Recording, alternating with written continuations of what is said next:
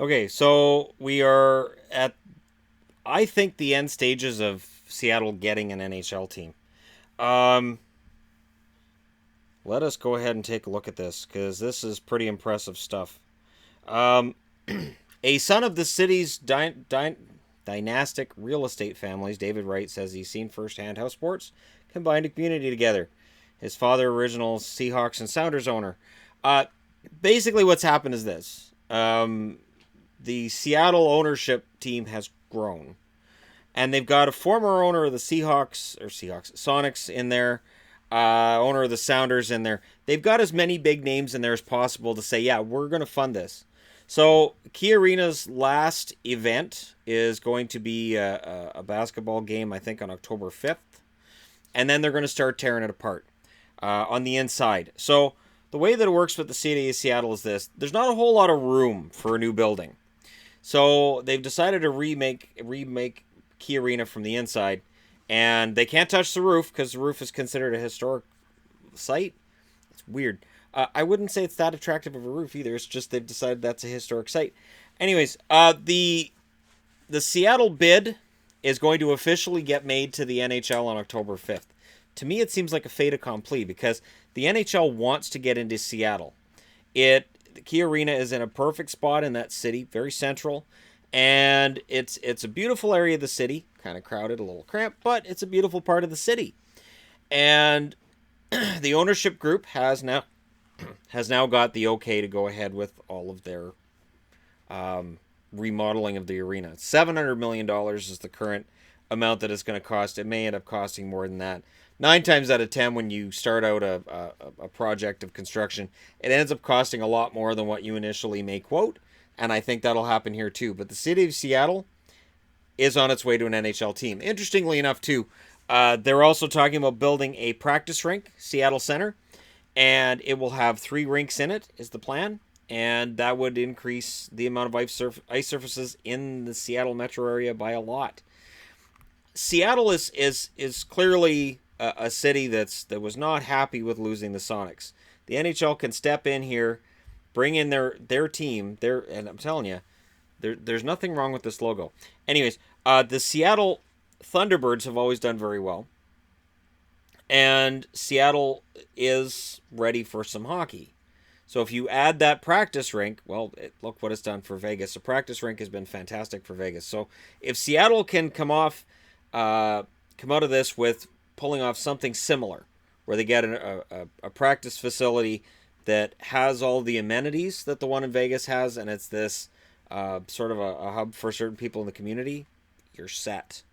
Of course, there is a lot of work left to be done, but the idea is that they'll make their presentation to the Board of Governors, and that the announcement will likely come in December. So December of this year, we will likely hear, yes, there will be a team in Seattle playing in time for the 2020-2021 season. And of course, the rumored cost for that is going to be $650 million, which these owners are like, yep.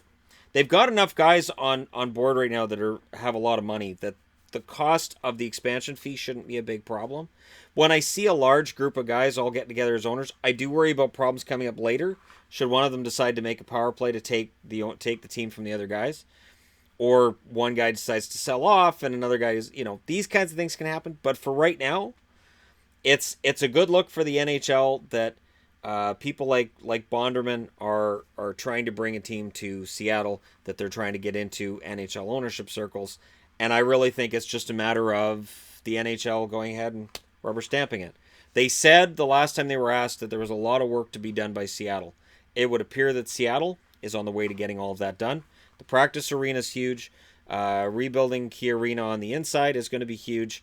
And they've got all of the right people in on this. So when they're looking at rebuilding Key Arena to make it a hockey rink, they've got guys coming in to go, okay, here's where you're going to put the locker rooms, and here's how things work with hockey. And it's going to be really good. I really think it's going to be an excellent setup for Seattle. And as Team 32, I think it could be a huge success. And people ask me too. They say, well, when they bring a team to Seattle, are you going to go down and watch them? Absolutely. That would be a fantastic situation where we can go just down the street to Vancouver or just a little further down the street to Seattle.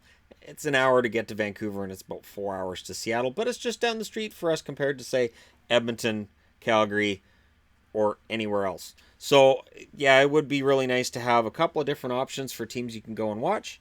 I would have full Seattle gear, and I would embrace that team wholeheartedly because I think that would be a fun rivalry to see, Seattle and Vancouver. And to have Vancouver finally with a geographic rival that's that close would be huge for the team, and I'm really looking forward to it. So we're on the road to that, and I will link to the article from the Seattle Times about what's going on in the description for this video. But it's looking very good that Seattle will be joining the team, will be joining the league, will be officially announced as part of it as an expansion team in December. And then we can start watching GMs potentially panic, because remember, there's a lot of GMs saying they're not going to make deals with Seattle like they did with Vegas because of what Vegas came out with. Well, then you're just losing your best players. So that's going to be interesting to watch too. Let me know your thoughts on that in the comment section below.